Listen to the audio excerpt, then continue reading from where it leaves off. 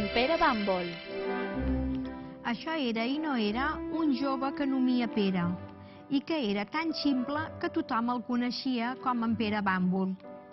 En Pere tenia 20 anys i encara passava tot el dia i tota la nit a casa seva, sense fer res de bo ni de dolent. Sa mare estava molt preocupada i un dia, farta, li va dir: Fill meu, no trobes que ja és ben hora que comencis a cercar una joveneta per festejar? Festa què? I això què és? Ai, festejar, fill meu, festejar! Mira que ho ets de Bàmbol. I com se fa això de festejar? Ai, ja t'ho explicaré. Tu el que has de fer és acostar-te on hi hagi moltes jovenetes i els fas un somriure, una rialleta, els llances una ullada per aquí, una altra ullada per allà i veuràs que bé que t'ho passes, fill meu. Ves-hi, ja veuràs com t'agradarà. Així ho va fer, però en Pere, que era tan bàmbol, no va tenir cap altra idea que va agafar els ulls de totes les gallines perquè, esclar, sa mare li havia dit que havia de llançar ullades a les al·lotes. I amb tots els ulls a la mà se n'anà on hi havia totes les jovenetes. I allà començà a llançar ulls de gallina a les al·lotes. I podeu pensar com quedaven detacats els vestits de les jovenetes i els crits i les cares que posaven. Fins que el pare d'una li va pegar 2 galtades i en Pere hagué de tornar a casa. Com t'ha anat, fill meu? Malament, ma mare. No sabia jo que això de festejar fes mal al cos i que m'haguessin de tocar les galtes. Ai, Pere, fill meu! És que no em fas ni una de bona. Ai, au, agafa el tambor i te'n vas a tocar qualsevol casa que vegis que hi ha lotetes. De segur que això no pots fer malament i veuràs com acabes festejant amb una joveneta. Així ho faré, ma mare. I dit i fet, en Pere Bàmbol agafà el tambor i se n'anà a cercar una casa on fer una mica de festeta. I en arribar a la plaça va veure una casa plena de gent. En Pere va començar a tocar el tambor tan fort com podia, però vet aquí que no era festa el que tenien els de la casa, sinó que es preparava un funeral. Tan bon punt en Pere va començar a tocar, va sortir el fill del difunt amb un garrot per donar-li una bona topada. Això que fas està molt malament. No els d'homes em sent fer befa de dol dels altres. I què he de fer? És molt fàcil, només has de dir, us acompanya el sentiment. I amb això, en Pere Bàmbol va partir. I no havien passat ni 5 minuts quan va arribar a unes cases on feien matances. I en Pere, ximple com era, s'hi apropà cridant: Us acompanyen el sentiment! No siguis ase! Bàmbol! Ai! Que no vols que feim matances? T'he vist entrar i pensava convidar-te a berenar, però no volen gent que cridi mals presagis. Ges, una galtada! I en Pere Bàmbol partí d'aquella casa amb les orelles calentes. Després tornà a casa seva. Ué, fill meu, com t'ha anat? Ma mare, molt malament. Fes el que fes, tothom en topava. Ai, fill meu, què farem amb tu?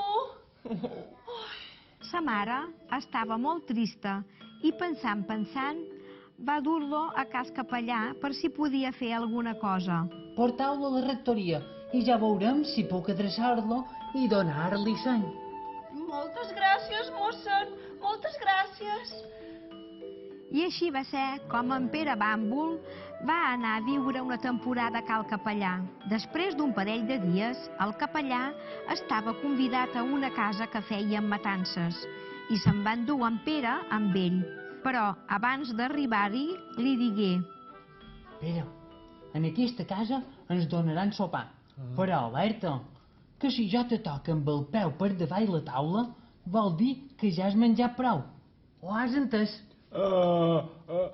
Sí, mossèn. va començar el sopar i no havien menjat ni dues mossegades quan un moix, que hi havia a la casa, va passar per damunt el peu d'en Pere. En Pere, que pensava que havia estat el capellà, s'aturà de menjar. Després de sopar, l'amo els va convidar a dormir. I quan feia una bona estona que s'havien colgat, en Pere Bàmbol va dir: Senyor mossèn, tenc gana. Calla, i dorm. Però és que gairebé no he sopat i tenc una gana que m'espanta. I vés a la cuina i agafa sopes, que n'han sobrat moltes. Però no facis renou i deixa'm dormir. I així ho va fer en Pere, però es va equivocar de porta i en vez d'entrar a la cuina va entrar a l'habitació de la filla de la casa. L'al·lota, en veure'l, va començar a cridar. Oh!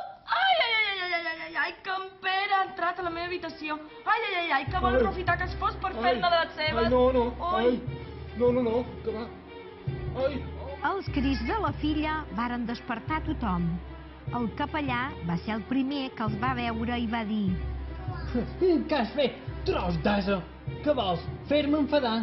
Vesteix-te i anem-nos-en tot d'una. Que encara ens toparan. Agafa la porta i a córrer s'ha dit.